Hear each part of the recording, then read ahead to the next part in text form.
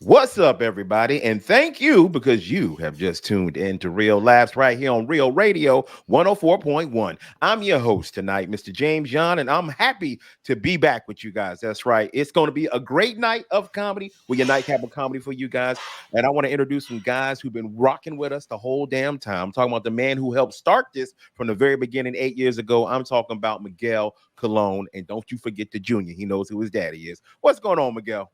What up, man? I want to start this show out because yesterday was my mama's birthday. Happy What? birthday, Mama. Miss Daisy was her birthday yesterday, so I've been spending the weekend with her and my sisters, and we had a blast, man. So Very nice, man. Please tell we said happy birthday. I on behalf will. of I Real will. Life. It'll be late, but I'll let her know. Just saying, guys, keep up. Gotcha. Yes, sir. Yes, sir. Yes, sir. Also, I gotta introduce this next gentleman. He's a man after my own heart. He's a comic book geek. He is a lawyer. He is a comedian, and he's one of my brothers. He's also from Kaufman and Lynn, the official sponsor of Real Laughs right here on Real Radio 104.1. They are your personal injury lawyers of Orlando. And at Kaufman and Lynn, every case is personal. They have been representing and winning for the good people of Orlando for more than 20 years. Speaking of that, Jeff, you've been winning for 20 years. Can you name drop? Come on, let these fools know. Name drop a lawyer who's been losing for 20 years. Go ahead. Oh, well, I mean, in the public eye, there's a lot of attorneys people hate. There's a lot of guys, especially during my routine, somebody will start screaming names. But True. But some of them are my friends, so I can't say anything. Let's start a Kendrick Lamar and Drake beef between lawyers, Miguel. That lawyer not like us. He not like us. Yeah. There you go, man. How you feel, Jeff? I feel good. I know you feel good because you just coming off a weekend of headlining. That's right, Mr. Comedian. How was that? Man, I got to tell you, it was strange because I was hosting shows in January. Yes, you at were. That same club. Yeah. And for our listeners who don't know, you start off at guesting, then you host, then you feature, then you get a headline. And very rarely does that happen in like a 6-month period. True. And, we've been working hard every month doing what we need to do. And going on that stage and being the headliner in comparison to, introducing the feature and carrying a show is a lot different than just, doing your part. And you said the words, when you carry it, it's all up to you. The feature can go up there, eat a bag of penises. Yes. We'll say that, and dig a huge hole. But it doesn't matter. You got to get up there as a headliner and still make everybody laugh and make them think we had a great time the entire time. And when you think about it, you're up there for as long as 2 full sitcoms. I mean, really, you think about a sitcom, when you watch like Seinfeld, that was 22 total minutes. Yeah. When you're on stage, you're doing 44 to an hour and 10. That's right. And that's like keeping people amused for 50 minutes. I mean, people don't even get to go to the bathroom. They're stuck with you. That's a flight from basically to Atlanta that they have to listen to you.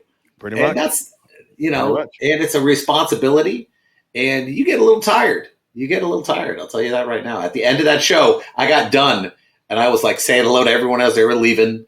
And I was like going, I need a bed. I need a bed. That's something that a fat guy like me and Miguel would say, bro, what have you been doing that you're so exhausted?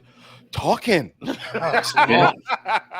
I was talking for 40 minutes. Jesus, I got to lay down. Hold on a second. Hold on, bro. When you do a gambit of shows too, let's say you were at a club and it's one of them where you got to do a Thursday, 2 Friday, 2 Saturday. By the end of Saturday, you are actually physically exhausted from just talking and making people laugh. I can't explain it. I don't know why. We're not really doing anything physically exerting ourselves too much, but you are really tired and you want to just turn your brain off after that. Or is it just me? Yeah, we had a weird moment in the show about they sat these people in the front, and these people decided they were going to just talk to each other for all 40 minutes. Oh yeah. Love that. And there were people around mad at him. And I did something that, I had never done before. I just start tearing in to the dude who's not paying attention. I mean, I start talking about all the weird porn he's into and everything else like that. I mean, and people are dying. This dude doesn't realize I'm talking about him. He still continues to talk? He looks up every once in a while, laughs, looks back down. And the girl next to him realizes I've been teeing off on him for about 2 minutes now. And she starts dying, and he still doesn't get it's him, even to the point I'm going, it's amazing when people are so caught up, they don't realize I've been ripping his ass for 2 minutes. Did he ever get it? He never got it. He never got it. And at the end, he comes by to shake my hand. Oh, man, I love the show. You know, I thought if I sat in the front row, I'd take some crap, but I guess I didn't. Mm-hmm. And I go, dude, what are you on, and how can I get some of that? Percocet. Molly Percocet. Yeah. There you go, brother. Yeah, well, so I wanted to say congratulations to you, man. You've been putting in a lot of hard work. You got the headline, man. So great job. I was actually in Miami. That's right. This past weekend, I did my hometown. Yeah, brother. They missed you out there, man. They said you rep Jeff Coffee. Yeah. What? Yeah. Hey, let me tell you something, man. I was doing a corporate gig, and corporate gigs can be pure hell because corporate gigs are not set up for the actual comedy show. They're set up to do business. So people are focused on that. And it was kind of a trade show where people all throughout the day were there. They had booths set up and they were trying to network and sell their wares. 2 hours after that's over during the day, they wanted to do a comedy show at 8:30, thinking all those people would come back after being there all day. So how many people do you think we had at the very first show? How many were there? Hold on. How many were there to start off with? Over 300. You had 12 people. Exactly right. I knew it. Exactly right. I know the math. Math. I've been in the corporate game, dog. I know 12. the math. 12. Because they were eating. People eat. The minute they leave at 7:00, they eat for an hour, 2 hours. And they go to their hotel. They're not going to come back to the actual convention. They go hang out. They go hang out and do fun stuff. They're not trying to go back to work. They drink. I want to be done. Like I've had, the good corporate shows are early in the morning for like 20 minutes to 5 to 20 minutes, man. Give me that 5. You kick it off though, so everybody's attentive. Everybody's awake. You kick it off. Yes.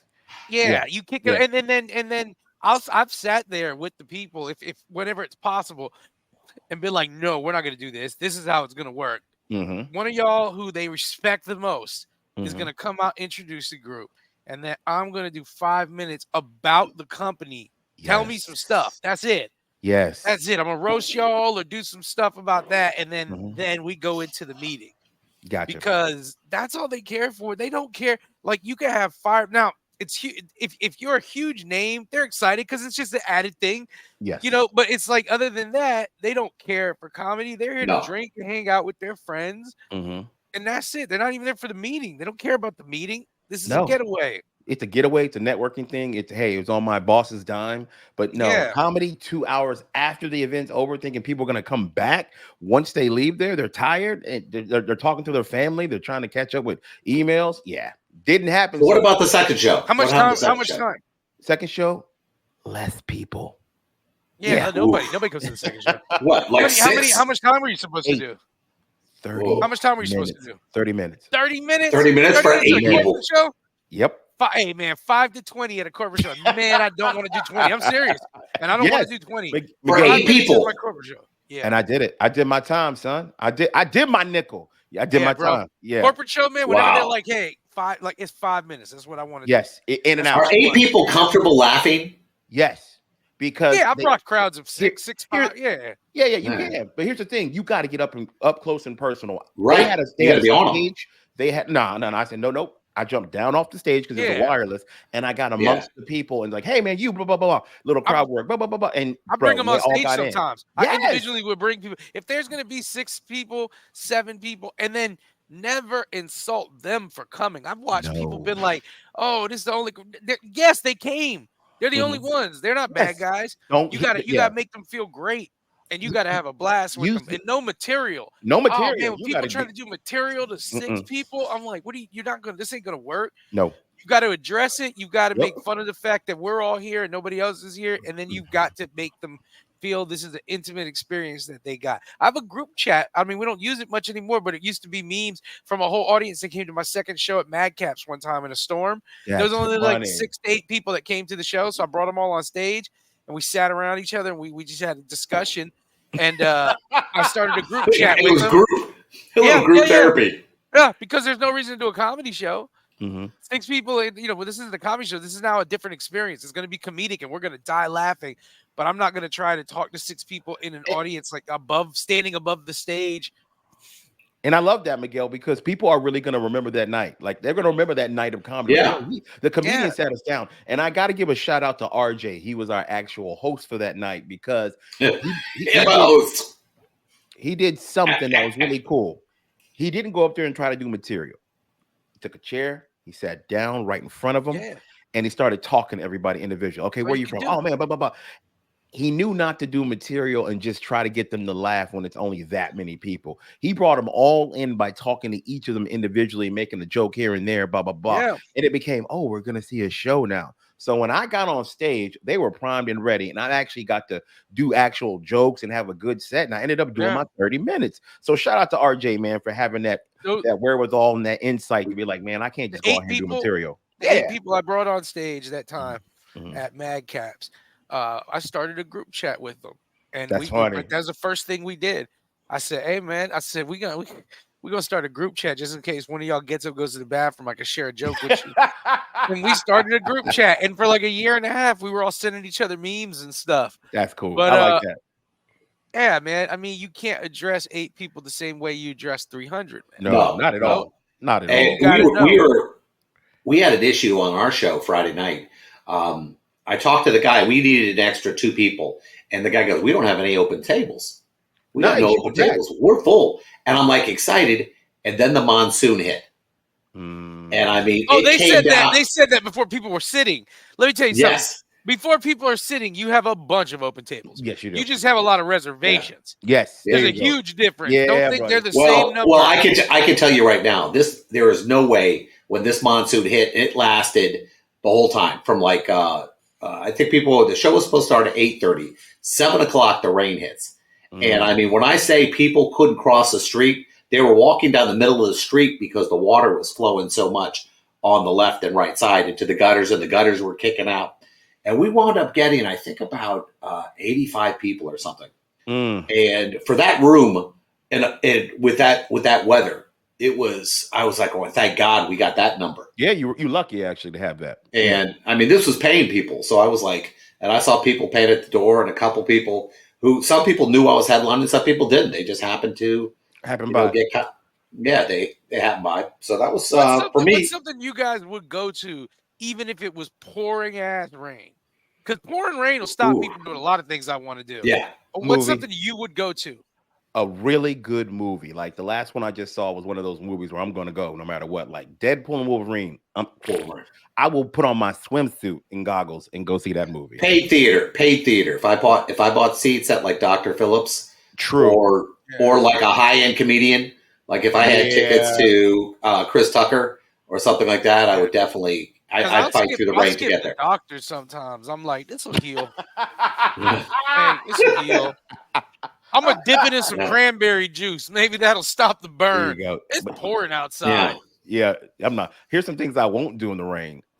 I won't go like check the mail. I won't like go try to go get something to eat. I'm ordering in. I'm making the driver get like Here's wet. what I won't do in the rain: stuff. Yeah, there you go. I'm with that. That's what it is. I'm like, hey, so that's why, like, when it's pouring rain and I see anybody come to a show, I'm like, wow, because I'll quit on y'all. Like James, you could literally like, yo, Jeff, you could be like, I'm doing my first headline gig, big theater. I'm excited. I'm like, hey, I'm there. And then I walk out to my car, hear some grumbles. I'm like, Jeff's on his own. I'm watching some Law and Order. Yeah. I thought I was hosting. Our host walked in about 15, 20 minutes before. That's crazy. And I was thinking, wow, I'm going to be hosting this thing. That's it. Host it. I'll feature it. Yeah. I'll headline it. I'll flip it, smack it, rub it down. All right, guys, don't go anywhere. We'll be right back with more hilarity right here on Real Laughs, Real Radio 104.1. Welcome back, everybody. This is James John, and you're listening to Real Laughs right here on Real Radio 104.1. I'm your host for tonight, man. We're having a great time. Don't forget to follow us on social media. Please go to our Instagram, our Facebook, and go to our YouTube. Happy to announce that we're over 200 subscribers. It is a small feat for most people, but it's a giant step for us, and we will take that. Small feat turned on one of our listeners. Yep, that's true.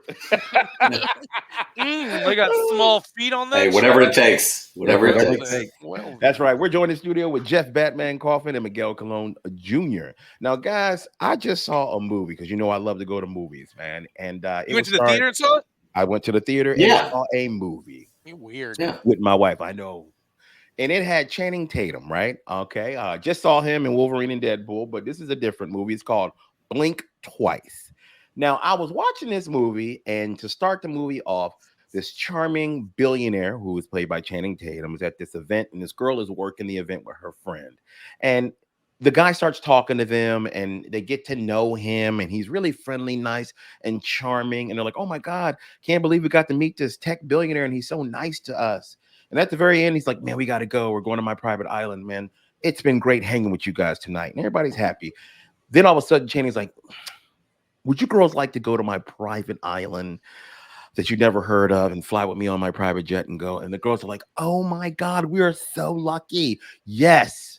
Me and my wife both look at each other. Now, when you've been married for a long time, you can just look at your partner and we can tell what each other's thinking. And the first thing that we said with our eyes was, you must be out your goddamn mind. No. If you think I'm going to get on a plane and go to some billionaire's island, right? And nobody knows about, just go there. But my wife was funny because we said it like in the car driving home. And she's like, I don't know. I think Miguel would do it.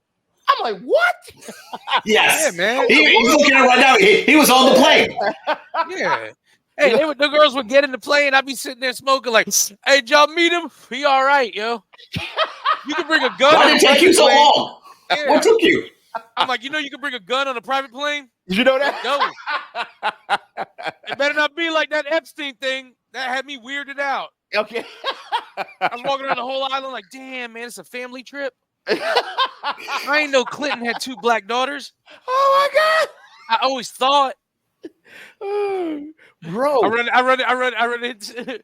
I mean, I run into Stephen Hawking. Oh, damn! Professor X is here. Oh, what? That's what why up, the Larry kids Flint? are here. Yeah, what up, Larry Flint? What up, Larry? Flint? Oh my God, bro! I saw that and I said to myself, "You must be out." No, ain't no way in hell I'm getting on a private plane to go. But here to it is, private... James. Go ahead. Did they know who that tech billionaire was? Billionaire, yes, they did know who it was. But okay, it's like an Elon. So you wouldn't get on it. But you have to say you wouldn't get on it. Elon was like, "Hey, come to this island." No, island? Hell to the no. Hell to the no. Am I going with this dude that I don't? No, brother. Hell no, man. Why? Elon Musk says, "Hey, man, you guys are great. You and Michelle, you guys want to come to this island?" No. Look at my face. No, I'll say it in Spanish. No. Now, to be fair, you were afraid of frogs too, so it's not like you're this hero. Yeah, I believe in witchcraft. Yeah. Yeah. Listen. All right, here we go. I got one more. Dave Chappelle. If it was some stranger, if it was a stranger, like let's say it was somebody I didn't know, it's some weird dude, because I was in Medellin and we were partying hard at a friend of mine's club, and these dudes who obviously had a lot of money were like, "Hey man, you got to keep coming with us. You got to hang out with us." I'm like, "Yeah, I don't know you guys." Yeah, no. That's kind of. I mean, if I don't know you, that ain't happening. Dave Chappelle says you and Michelle want to come party at this private island. No, you say no still. Private island? No. Really? No, hell no. No, man. That sounds, man. Private island sounds so suspect. Private island sounds like you ain't coming back, bro. Nah, I don't care who it is. Man. It could be Jesus. Like, hey man, I got this spot called heaven. You want to go? James, here's where I laugh at that. Here's where I laugh at that. You get booked at places you've never heard of for $250 and show up to a condo that could be loaded with cameras and murderers, and you like, baby, we about to make $250. And then Chappelle Elon Musk. That's actually Michelle going, you're going to that place because we need the money. That's what I'm saying. Like, we go to places. Well, you didn't say Chappelle, but if Chappelle's like, you want to go to this island? And I say, no. It's like, I'll pay you $250 and let you do 5 minutes. Okay, why didn't you say that? But there are NDA issues too. I mean, with guys that big, there are some NDA issues. Yeah, you ain't going. I mean, they're gonna be like, I need your phone. Why? Everybody has to turn it in. Don't be weird. I mean, I've had those weird moments where somebody will call the office and they'll be like, "Hey, before we talk to you, we need to fax something over to you." And I would say that's happened to me, God, 50 times. And a lot of the people I converse with, you're not allowed to say anything. You're not allowed to do anything. Even just having a consultation, they're like signing consultation. Nope. Yeah. Damn, that's crazy. And lawyers normally have confidentiality, but because there's some sketchy dudes out there. Maybe they double down. They want to protect themselves. I always imagine if a billionaire invites you to go to an island, there's a questionnaire like, "Hey man, who's your emergency contact, and are you allergic to latex?" Like, I always think there's going to be some weird question. Dude, there's a Fight Club. That's why Diddy had 2-3 rooms you had to get through before you got to the final room. No, they went through. You just didn't get invited. You didn't just get invited. Hey, come. You go. Hey, come to the party. And then there's a sub party inside. Then a second sub party. And by the time you get to you got to level up the White House, you got to. Yeah. Oh yeah. Funny. It's like playing Dungeons and Dragons, but with genitalia. I love how people complain. All these celebrities go, "Oh, I had to settle, and I'm not allowed to talk about it. They made me sign an NDA." That's because you got paid. Yeah, you got paid a lot of money to shut up, and the whole world's like going, "How am I going to pity you when you got a check?" I mean, that's the joke behind it. All these people are mad. You know why they're mad? Because they didn't realize their silence was worth as much as they thought it was. Say it, Jeff. Nope.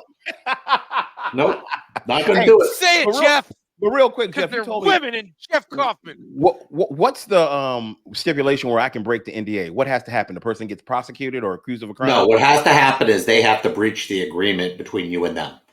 And then the problem is that normally that breach, everything else stays intact until a court makes a decision on that single breach. Like all your contracts will say the same thing.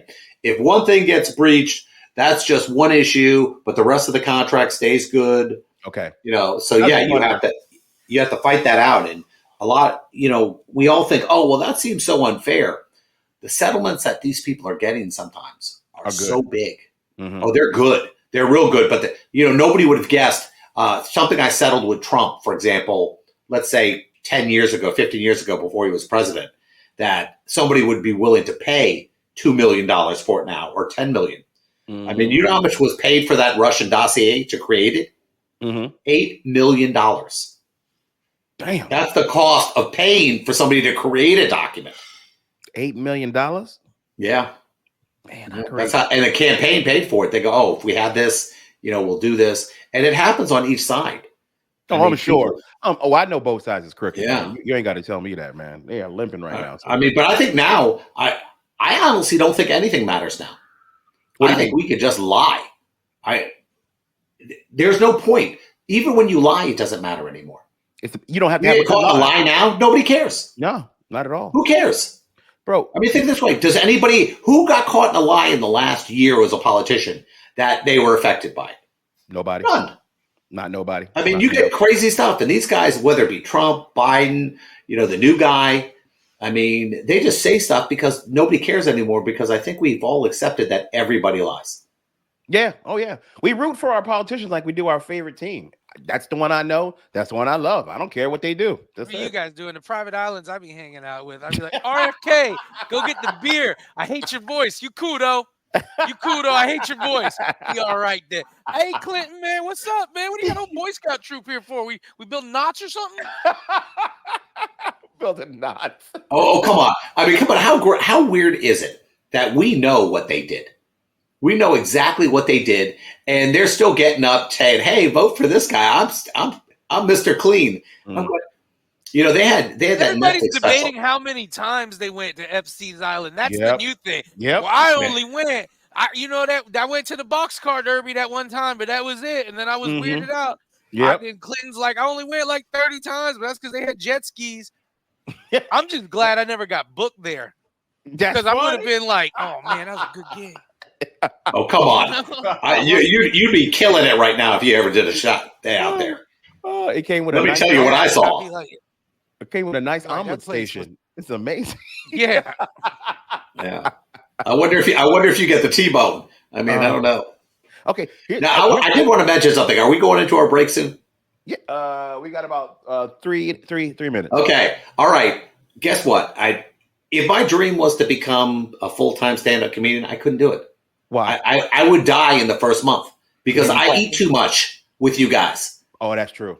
I mean, I eat. We had our steak. We had everything else like that. And then I had to stop at Buc-ee's to get me a barbecue sandwich. Oh, you would have been proud, Miguel. Yeah, we did that. We had a ribeye at the club. I had calamari. I had a baked potato. I had a salad.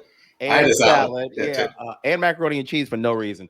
And after that, we were like, man, that was a delicious meal. I am so stuffed. Hey, you want to stop at Buc-ee's and get some brisket? Yes. Midnight brisket. Yeah. Because the brisket comes through like the police on the horses, and in the night, everybody out, you know, and just pushes that through the colon, man. Bro, we go in for one thing, we end up with a basket of stuff, man. It's a plethora of just debauchery. And James is a genius. He knew better. James goes into the Taj Mahal bathroom in Buc-ee's. Yes, I do. And me, I was going, let me stay at the register. Who do you think taught him that? I taught James Buc-ee bathrooms, man. He did etiquette. Yes, he did. I bring my top hat in. I take it off. Madam. I call an attendant in with Marcus. If you'd come inside with me, the dookie hole's not going to reach itself. You know? I tell him to take the toilet paper and wrap it around his finger. And then I'm like, Marcus, give it a Kool-Aid spin. And then I'm like, Marcus, tell me what it is to be poor. I've always wandered. You know, he's like, well, Lord Cologne, I'll tell you. Have you ever heard of? I'm like, Marcus, give me the remix to Ignition. Give me a little toot toot and a beep beep. He's like, I normally don't do this, my lord, but go ahead. See, the sad thing is, I can imagine Miguel having a butler. If he ever got money, if he ever got super money, he'd go, all right, I need a butler. There you go. Oh, 100% I'd have a butler. Oh my God. I'd have a butler, and then on my dying bed, I'd free him. He'd be like, I am free, sir. And I'm like, yes, you are, Marcus. Yes, you are. Live your life. Hello to the face now, Marcus. Not in a sexual way. Send me home. Send me home. Hello to the face, not in a sexual way. Not the usual, Marcus. Hold it for 65 seconds now. Stay on. I'm ready. Stay on target. Yeah. See, I imagine he'd have like the butler from Arthur. You know, the one that just insults you. No matter what you do, he's traditional, but he says the craziest crap to you. But he never leaves. I'd have the butler from Django. Like, I'd be like, Arthur, come here, fetch them, sir. And then nobody's around. I'm sitting there. Arthur's like, they playing you. Tell me more, sir. You know, I'm like, like in the morning when nobody sees, the first thing in the morning when Arthur shows up, I'm making him breakfast. Arthur, son of a gun. We put on a good act in front of everybody, but you my dude, man. Put them feet up, dog. Let me get them. Let me get them bunions. I've been talking to you, player. Come on, man. Yeah, take one of the cars, player. Take one of the cars, Art. You with me, baby. You've seen me stumble home wasted drunk from Shannon Tatum's island. I'm like, I hope to God those were real Ewoks. Arthur, hook me up with a blood transfusion. I need more. Daddy needs more iron. You know? Dialysis. Yeah.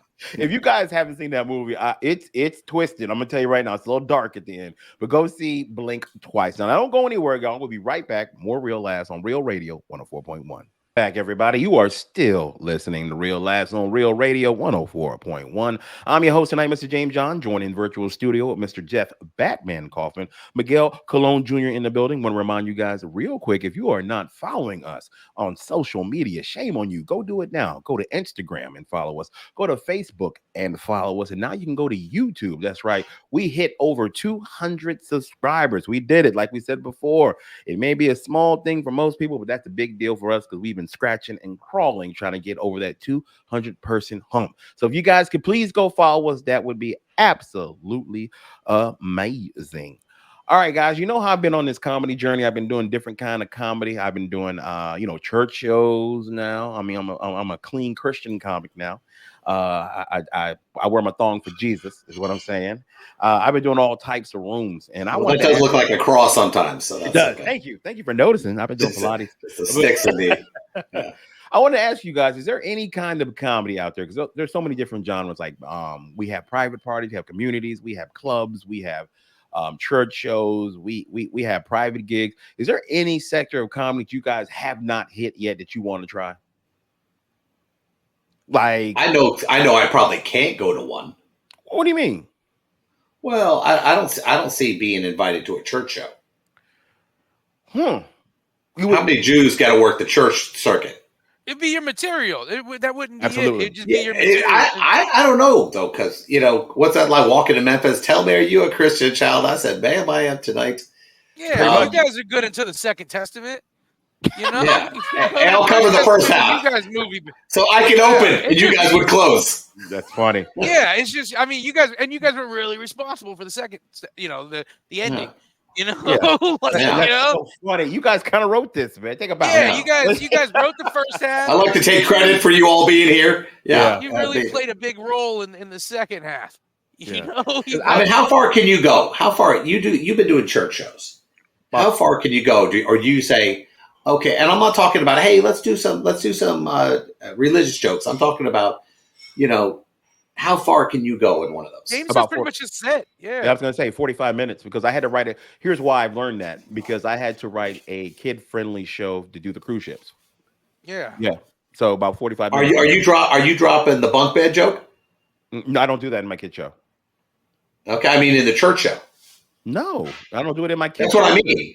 No, I don't do it. No, I have a completely clean set that's kid friendly. Yeah. Kid friendly meaning it's going to be able to be done. Miguel said you do your regular set. I was like, you can't do your regular set. Not every single thing. No. Yeah, I guess you're right. You can't do all, like, you know, the ass part. That's the kids are just like, can't do it. No, I don't even talk about like sex during my church show, like at all. No, I just talk about the fact having kids and what it's like to be a father raising 4 kids. That's what I do. Yeah, it's not as bad. Like I would love to see Jeff go to like a urban room and perform, because I've seen that would be good. Jeff, it's no different. You just do your normal set. What you can't be is fake. Don't be fake. Any room you do, you do. If the people don't believe you, any room you do, you're out. Yep. You're out. If they feel like you're pandering to them, you're out. Or well, there would be no pandering because I know better. I would never try to be somebody I'm not. There you go. Because I've seen white comics, friends of mine, go up there, and I'm like, bro, you're out of your mind. No, I'm not. Miguel. No, I'm saying they're out of their mind when they do this. Bro, but I see that all the time. I see guys who do stand up, and it's not legit. It's not who they are. I hear somebody tell a story, and I'm like, well, that ain't you. Yeah. You know, that doesn't even feel like you. That feels like you wrote a joke and you wanted it to be edgy or scary or something like that. I mean, and I hear it, and I normally have to watch this, and I'm going, that doesn't feel legit. I mean, every BS story I tell came from a grain of truth. Mm-hmm. They, you know, every one of them, every bad joke, every bad story, you know, whether it be Cola Guard, you know, penis pick, drunk girlfriend, you know, it all came from, that sounds like an amazing family comedy show right there. Though. Yeah.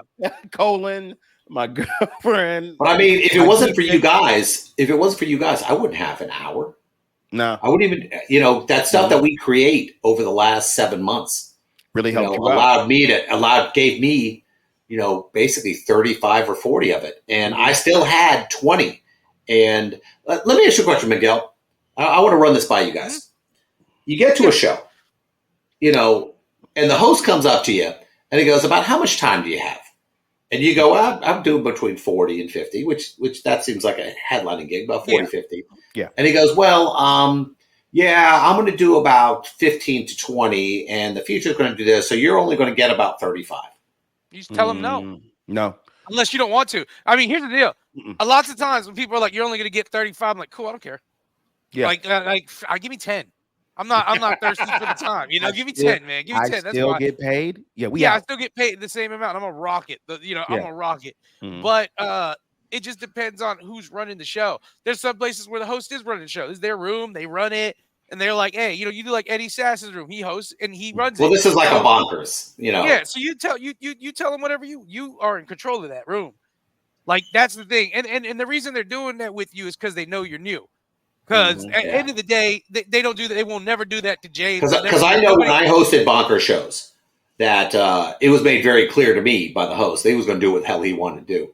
And we had guys go way over and they didn't care. And they did it back-to-back nights. They did this. And I would never do that because I think it's disrespectful to the people who are the servers in the bar that has to stay open longer. You tell everybody what their times are unless there's a venue owner running the room or somebody who is like, because there are people you get to a room sometimes. It's a dude, he's the bartender, but he runs this room for these guys. And he goes, the headliner does 40, the host does 20, or the host does 5, the feature does 20. That's the times.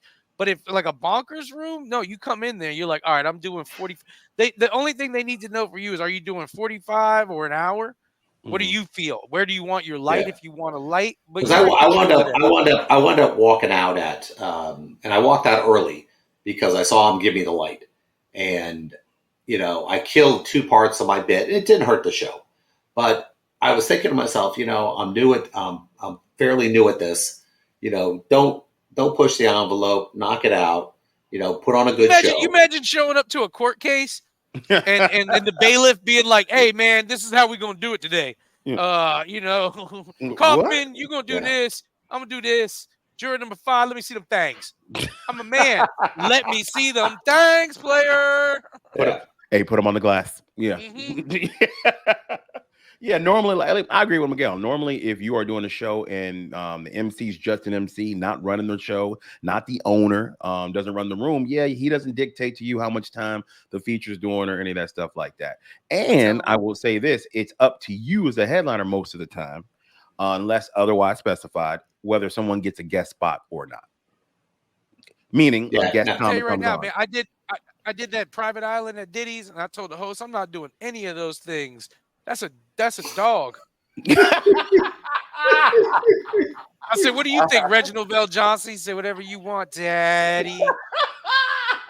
I said, "You gonna get Urkel twirled." Hey, bro, that's Carl Winslow? Yeah, it is. We got Carl Winslow and Carl Weathers here. Wow, Action Jackson. Yeah, man. We actually the show we got to do on Wednesday, man. That's awesome when you can control a show like that, where everybody is, we decide how that goes. That's how it is. A lot of time. I mean, basically when you come in there with the, like a showcase, that's it. Yeah, a showcase. You get there and you kind of set it all up. Yeah, pretty much. Because everybody's a headliner. You're like, all right, this is what we're gonna do. I want to go home first. James will get naked. So this is the order. Yeah. It was great though, man. We had a great show at Craig's, what we're talking about. We all got to do 30 minutes. Me, Miguel, and Ken Miller, and Jeff came there and hosted the whole thing. That was a damn good show, by the way. And we don't get to do that as headliners because we're normally working in different spots. Headliners don't normally work on the same night in the same club. So that was something special that those people got to enjoy. And a good time was had by all. So thank y'all again, Mike Craves. Thank you, Christy B. Had a good time. And we're going to be doing that twice a year. Our next one, we like to get all our listeners, all you guys out there, our fans who tell us you listen to the shows and y'all come out. We want to get you guys to go back out there the next time we go. It's going to be Jeff Kaufman, me, James John, Miguel Colon Jr., and Mr. Ken Miller. It's going to be a damn good time. I want to get you guys. We had a weird thing, though. When people ask me something, I just blow it off sometimes when they say things. Hey, we only have one light, and it's going to light you from the front. And we're going, oh, well, no big deal, until we get up there, and it's like I was doing the Thriller video. I look like Vincent Price. Honest to God, the thing is, to me, James and Ken were like, whatever. Yeah. Like, that's not the worst light. We looked weird. It was like, and the worst part is I was looking at Miguel and going, I can't see him. Yeah. What are we looking at here? It was just weird. Well, I swear to you. Yeah, none of it phases you anymore, James. Like, none of it plays a role in what I'm about to do. I'm pallets, no stage, on top of couches, man. We did a show for the Proud Boys. Yeah. We still did the show. Yeah. Well, I represented the Proud Boys, so I get it. Bro, I got to look January 7th for him, but then something came up. They tried to pay me with a laptop. It was weird. Yeah. I was like, Confederate money? They're like, it's coming back. It's coming back, baby. Come on, man. Here's a musket. Get in the game. Now, it is funny because you tell a joke about that. You get on. Miguel has this great bit about it. And the sad part is this, is as he's telling the joke, I'm going, it does sound kind of silly, doesn't it? How big a thing we made it. The January 6th. Oh, you mean the one when I do about that? Yeah, James is the one who does it. Yeah. I'm the one who does it. Yeah. I thought you do it when you're comparing. I thought Miguel does a pseudo version of it in a way when he's comparing racism and everything. I just talk about James talks about I just talk about how James is the one who talks about it where all they came away with is what's her name's laptop and it's just pictures of Bill Clinton on it playing the sax. Yeah. With no shirt on. It seems weird. It seems bizarre because I didn't pay much attention to it. I don't pay attention to much of that stuff. I'll tell you this: what was bizarre to me, Jeff, is like this whole group of people who was always talking about rioting. rioting, being disgusted, and I'm like, you're right, man. I think rioting when things are getting burnt and destroyed and buildings are getting destroyed. I think this is disgusting. And then they go and do it. They're like, no, this is different. This is our freedom. Was nuanced, and I'm like, I think all of you. My opinion is anybody who riots, whether you're blowing up a Target or you're kicking in the door of the Capitol building, you get caught. That's your ass. They don't care though. But you realize it's never your ass. That's the point. Yeah. It's never your ass. Well, it is that when it was coming to well, it is when you do something to Congress. I mean, these guys got years. Yeah, they did. Some of these guys got actual years for doing this. And you're going, what happened? I know a porn actress whose husband is he's got 2 years. How do you get 2 years? We don't get 2 years for anything. I text his thing. I text James' wife. I said, hey, listen, I know he's not gonna be around for a while. You need some help, man. You need a dress or something. You trying to just you need to just cry at an ice cream shop or something, babe. Just come over to Death Row Records. There you go. I'll hit you up with some Uber Eats. Yeah. I got this party I'm going to at Diddy's house. If you want to go, we're all gonna dress up like the Feelings from Inside Out. That's what we do. Hey, weird. Mine's yellow. I'm gonna be horny. Yeah. Hey guys, we got about a few minutes left here, man. I always have a good time with y'all, but I want to give you some time to tell the good people where you guys might be performing this weekend. Jeff, what you got going on, man? You know what? I am so happy not to have anything. And I know that sounds weird, but you know what? You know me. I know. I've gone 5 straight weeks with and I'm going, wait a minute. I might not have anything next week. So I'm actually looking forward to it. Maybe I might go to the Improv and see somebody else. There you go. I mean, that might be fun. Maybe who do we have? Anybody? Cheryl Underwood. I'm trying to get her on the show tomorrow. We'll be performing at the Funny Bone, man. She is hilarious, so that'd be great. Miguel, what you got going on this weekend? Nothing, man. I was gonna go to this Diddy party, but I messed it all up. I showed up in all purple. He said, "Why are you wearing all purple?" I said, "I thought you said it was a grape party." He said, "Man, I say grape." I said, "Oh." Stupid, but oh my God. But I do want to remind you guys, Jeff does have something happening on Saturday. That's right. His actual show on the radio under oath will be playing on Saturday, my good people. Make sure you check that out. I heard his co-host looks like Denzel Washington, but I could be lied to. But y'all check that out, man. Under oath on Saturday, Real Radio 104.1. And if you guys want to, you can catch me in Sanford. I'm going to be at the West End Theater. That's right. Doing a little stand-up. Girls. That's it. Stand-up comedy series. You guys want to get them tickets, you can go to my Facebook, my Instagram, or you can go to theaterwestend.com and get them tickets right now. Love to see everybody out there. On behalf of myself, Mr. Jeff Batman and Kaufman, and Miguel Colon, don't you forget the Junior. Thank you guys for listening. We will see y'all tomorrow. Jeff, tell them what to do. Take your ass to bed. We out.